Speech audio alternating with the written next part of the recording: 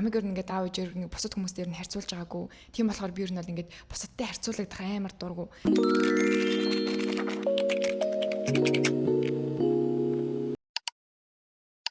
Бүгдээрээ сайн уу? Пүнэ байна. Шинэ бичлэгтэй тавтай морил. Өнөөдрийнхөө бичлэгээр бүгдээрээ бид нарыг амжилтанд хүрэхэд дээшээ өснө дэвчгэд саад болж идэг зүйлсийн талаар ярилцгаая. Нэгдүгээрт хойшлуулах буюу залхуурах. Бид нар яг ингэдэгтэй ингээд за маргааш эхлэе, нөгөөдөр эхлэе, өнөөдөр жоохон ядарчихлаа. За эх сараас эхлэе, дараа сард би завтай болох юм байна. Тэгэхээр л эхлэе. Одоо боломжгүй байна гэд. Ер нь ингээ ямар нэгэн зүйлийг яг тухай бүрд нь эхлэх боломжтой байсан ч гэсэн бид нар ямар нэгэн шалтгаан гаргаад хойшлуулцдаг. Миний нэг ойлгосон зүйл нь хойшлуулаад залхуураад л байх юм бол хойшлуулаад залхуураад л байна. Тийм болохоор яг бодож эхэлсэн толгой чинь буусаа яг тэр үеэс л хийгээд эхэлчих юм бол бид нарт тэрэн дээр нэг их хугацаа зарцуулахгүй юм шиг санагдсан. Хэрвээ ингээд ямар нэгэн зүйлийг хийх залхууч нь хүрээд өглөө босч чадахгүй ингээд босоол хийчих юм хийж чадахгүй байгаа бол би та нарт өөрийнхөө ашигладаг гоё аргыг зааж өгье. Энэ арга болохоор Мэл Робинсийн 5 секундын дүрм. 5-аас доош нь 1 хүртэл тоолоод тэгээд босоод яг юу хийх гэж байгаагаа хийж эхлэн гэсэн үг. Би ер нь бол энийг ингээд 12 дугаар ангиас эхэлж хэрэгжүүлж эхэлсэн байхгүй юу? Ингээд нөө яшт бэлтгээд өглөөрт босч хичээлээ хэрэгтэй дүүсэн. Тэгээ өглөө нойр харамлаа босч чадахгүй. Тийм болохоор судалж байгаа. За энэ аргыг л хэрэгжүүлж үзье гэж бодоод тэгээд энийг хэрэгжүүлж эхэлсэн байхгүй юу? Тэгээ анхандаа бол угаасаа ингээд амар хэцүү ингээд худлаан шиг санагдаж магадгүй. Гэхдээ ингээд удаан ашиглаад ингээд доктортой ашиглаад ирэх юм бол яг ордог арга шүү.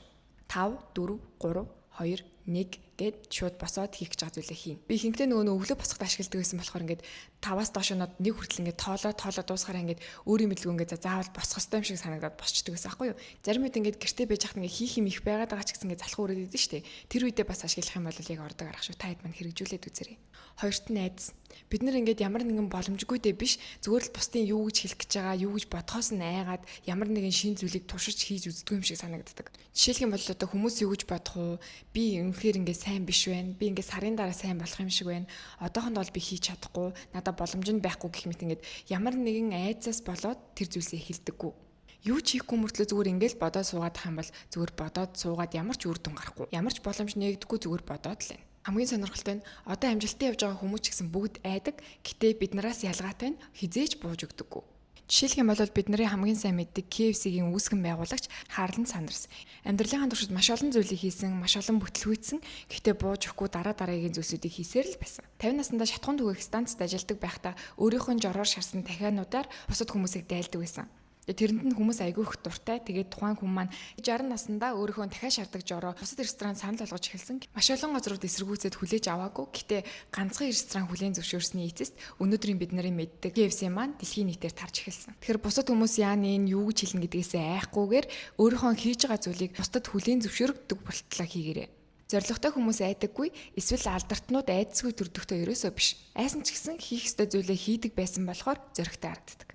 Тэгэхээр битгий бууж өгөөрэй. Хийж байгаа зүйлээ тууштай хийгээрэй. Эсвэл хийж эхлэх гэж байгаа бол яг одоо эхлээрэй. Гуравт нь өөрийгөө бусадтай харьцуулах. Бид нар сошиалар зөвхөн бусад хүмүүсийн аз жаргалтай байгаа үедийг л харж байгаа. Шинэ ажил, шинэ машин, аз жаргалтай гэр бүл. Гэхдээ тэр бүгдийн цаана хэр их бүтлгүйтэл, хэр их шаналл, хэр их нулимс, хэр их хүч хөдөлмөр байгаа гэдгийг хэн ч нийтэлдэггүй. Хүн бүр өөр гараанаас эхэлдэг, өөр гараатай. Энэ юм байна, тэр тийм байна, би юм байна, би угаасаа чадахгүй гэх мэтэр өөрийнхөө тархинд би угаасаа чадахгүй гэдэг ойлголтыг өгөх. Дээрээс нь өөрийгөө бусдаар хэмжих нь би угаасаа чадахгүй байна гэдэг ойлголтыг тархинд чинь ингээ кодлоод өгчдөг. Дээрээс нь аав ээж чинь бусадтай харьцуулах, найзууд чинь өөр хинэгэнтэй ингээ харьцуулах юм бол ингээд бүр хамгийн муухай мэдрэмжийг өөртөө авч үлддэг байхгүй юу? Намайг ер нь ингээд аав ээжээр нэг бусад хүмүүсээр нь харьцуулж байгаагүй. Тийм болохоор би ер нь бол ингээд бусадтай харьцуулагдах амар дургу. Найзууд маань ч юм уу өөр хүмүүс ингээд намайг хинэгэнтэй харьцуулах юм бол би шууд ингээд намайг бити тэрнтэй энэтэй харьцуулаад би тэр чинь шал өөр хүмүүс шүү гэд ер нь бол айгүй дургу агаагаа шууд илэрхийлдэг. Ингээд илэрхийлчих юм бол хин ч чамайг дахиж дараад нь өөр хүнтэй харьцуулахгүй. Харьцуулахгүй болохоор чи тэр авдаг муухай мэдрэмжээ дахиж авахгүй гэсэн үг. Хэлээд байгаа шүү дээ. Бид нар чи яг өөр гараанаас эхэлж байгаа. Өөр цаг үеэс эхэлсэн болохоор хоорондоо угаасаа ялгаатай байгаа шүү дээ. Хин нэгэн чамайг бусдад харьцуулдаг. Эсвэл чи өөрөө би юм болж чадахгүй гэж боддог бол энэ хамгийн их аргашин татдаг зүйл. Тийм болохоор нэгдүгээрт нь чи өөрийгөө хүнтэй битгий харьцуул, хоёрт нь хин нэгэнд хүнтэй харьцуулах боломжийг битгий олго. Дөрөвт нь хит их бодох, гэхдээ юу ч хийхгүй байх. Зарим хүмүүс бодоод л шууд эхэлцдэг. Зүгээр л нэг өдөр зориглоод эхэлцдэг гэсэн үг. Хит их бодоод л юу ч хийхгүй байгаад ах юм бол бид нар өөртөө эргэлзэн, дээрээс нь айдас маань бүр нэмэгдэнэ. Бид нар бүх юмны хариултыг нь мэдэхгүй зүгээр л ингээл бодоол төсөөлөл хөвтөд ах юм бол болчдөг зүйл биш. Заавал эхний алхмаа хийж эхэлжиж цаашаа халахмуудаа харна. Үнэхээр энэ зүйл боломжтой юу? Эсвэл болох ёстой юу гэдгийг. Жишээ нь Стив Джобс. Бүх зүйлсийг бид нар урьдчилж харах боломжгүй. Харин эхэлсний дараа бүх зүйл хоорондоо холбогддог гэж хэлсэн байдаг. Энэ хүн нь орчин үеийн бүх хүмүүсийн хэрэглээ болсон Apple компани үүсгэн байгуулагч. Ирээдүг үе яаж өөрчлөгдөхийг мэдээгүй зүгээр л шууд хийж эхэлсэн. Тэ эхэлсэн учраас боломжтой юм байна гэж цааш нь үргэлжлүүлсэн. Үр дүн нь өнөөдөр бүх хүний хэрэглээ болгож чадсан. Тиймээс бодоод л байна.